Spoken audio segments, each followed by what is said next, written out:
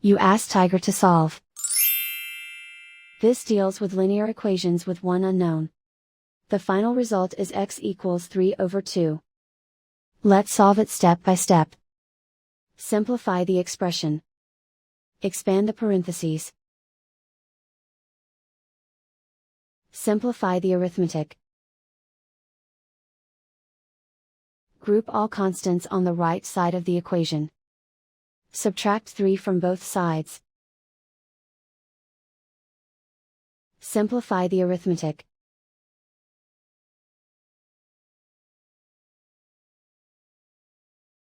Isolate the x.